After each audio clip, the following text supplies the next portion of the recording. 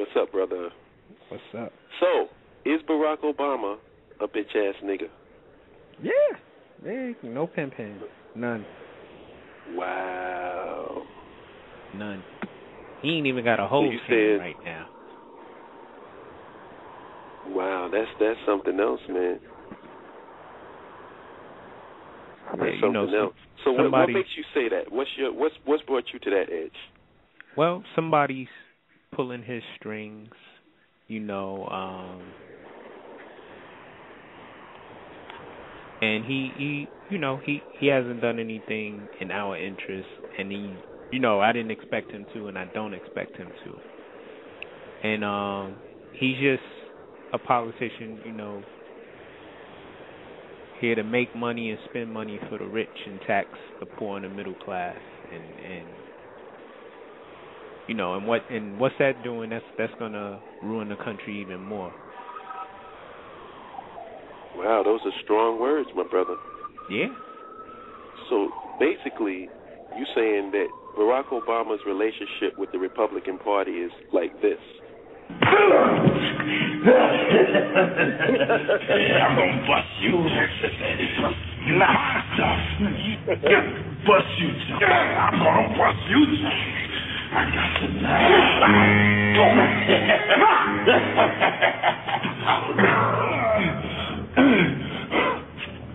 You my stuff. You my stuff. He genie, yo. Is that pretty accurate? Am I over the top? Yeah, bro. Yeah, no, am I over the top or is that? Nah. Okay. Nah, I just want to know. Look, he washing drawers twice on Sundays. Yes, he's the Maytag. Yes. You keeping it 100.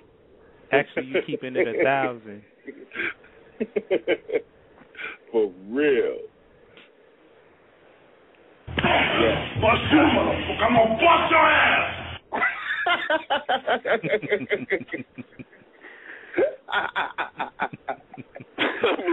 I don't know. That's what they be saying to him too. You better not. They like Big Ben Roethlisberger with him. You go ahead. I dare you. Stand up for yourself. I dare you. You pissing while you standing up and pissing? I know you not pissing, standing up and pissing, Barry.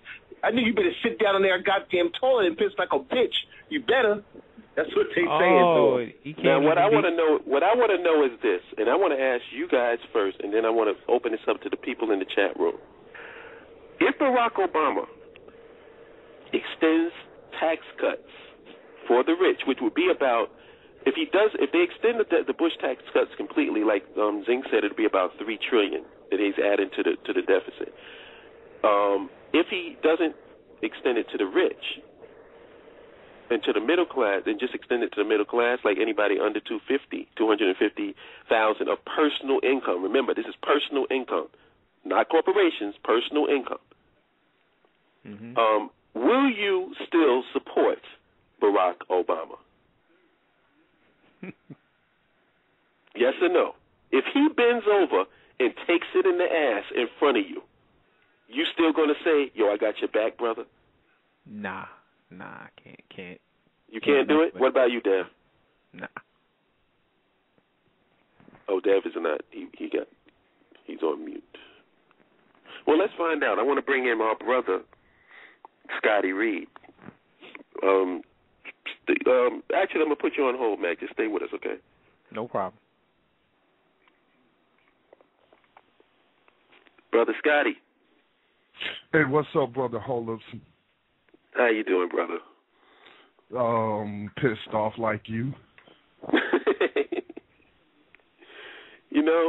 I mean, am I wrong? I mean, my thing is this, Scotty, and you already know. I'm not asking for Barack Obama to be Malcolm X. I'm not asking for him to be Louis Farrakhan. I'm not asking for him. I'm going to tell you something. I'm not even asking for him to even address black issues. How about that? Just be the man that you said that you were going to be, or to put, just back your own freaking policies. Right. How about that? Right. And, I've been listening since the beginning. I want to say it's a difference between bashing and legitimate criticism. Right. Bashing was what a lot of people did when he first got in the office, just saying things that they really didn't have no basis or no reference points to say the things that they were saying. Legitimate criticism is when you have evidence to back up what that is that you're criticizing. And I have to say that everything that you have stated thus far, I'm in 100% agreement with. Look, people who know me and know the programs that I do, that I have been supporting Barack Obama ever since he won the nomination, because I actually supported Ron Paul in the primary season. I've supported Ron Paul. He said he was going to let all the brothers and sisters who was in prison on nonviolent drug charges out. He was going to pardon them all. So Ron Paul had my vote on that alone, but he didn't get the nomination. Right. Barack Obama did. And so I went along with the fact that some people were saying, do you know what this would do to have a black family in the White House? What kind of positive image that's going to set for our black youth who are sorely lacking, positive role models in the mainstream. And so, I could roll with that. Then the things that he promised during the campaign. But now I'm finding, and, as I told the screener, this WikiLeaks, this thing is really going to expose Barack Obama.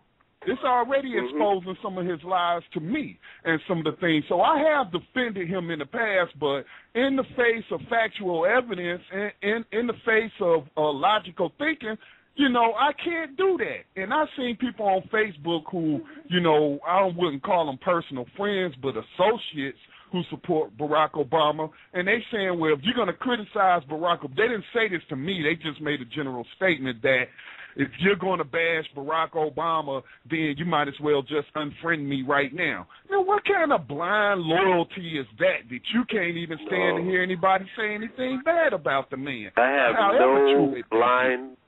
have no blind loyalty to a politician. I mean, I support Barack Obama simply because he's a brother and he's a black man and is in that position, and we never had a black man in that position.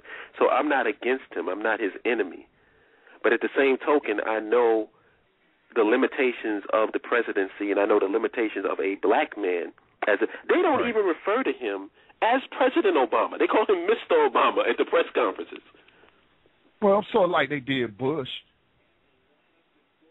They did Bush the same way, Mr. Bush. It was total disrespect. Not that Bush warranted any respect, but this is the point that I wanted to make, and I'm going to let you get to your other callers.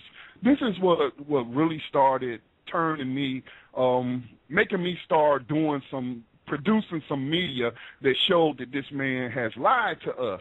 Now, for example, Barack Obama admitted that he smoked dope whenever, when he was a young man, whatever, he smoked weed, whatever. Okay, during the campaign, he said that in the states that legalized marijuana for medicinal purposes, that he thought it would be a waste of federal resources to be sending the DEA after these folks.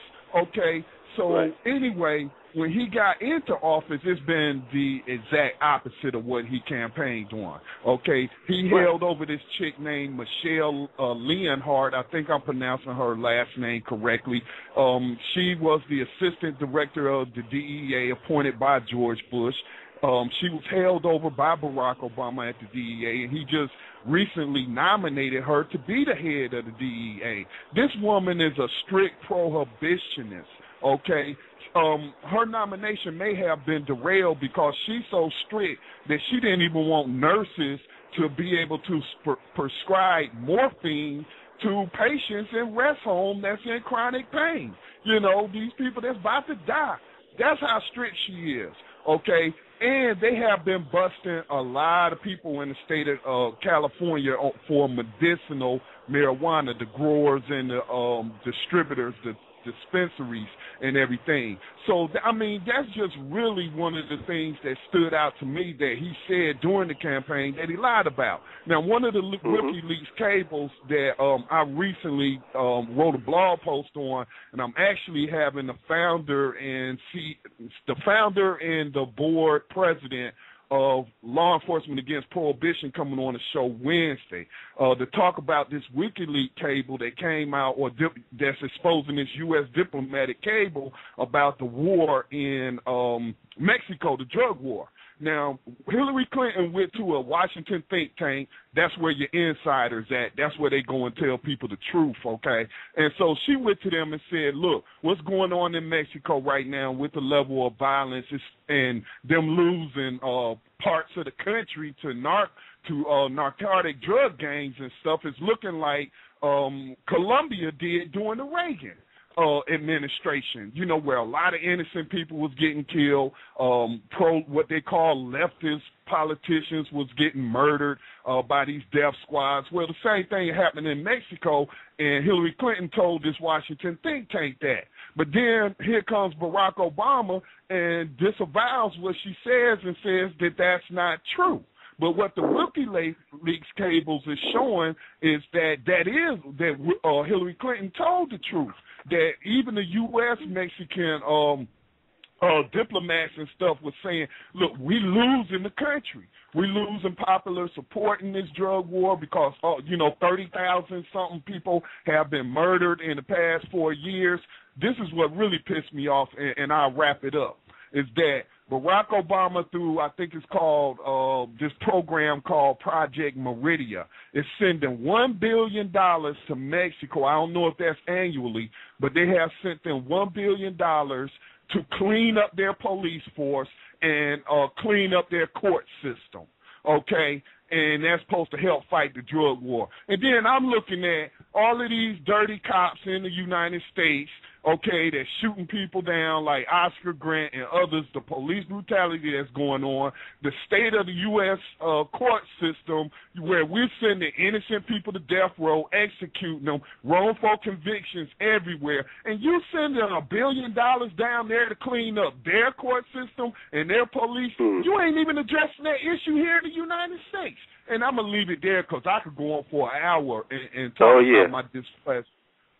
Well, we're going to, I want to get together with you because there's a lot of stuff that this WikiLeaks is bringing out. Actually, they're getting ready to go up against the Wall Street dudes and the banks next. They're the next target. So we're going to find out a lot more information.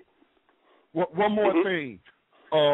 For my Pan-Africanists out there, I posted some links to the Black Talk Radio fan page on Facebook because the Leaks on Africa is out now. You can go to allafrica.com, and they got a whole page devoted to the diplomatic cables dealing with African countries. And I'm going to leave it there. Great program as always.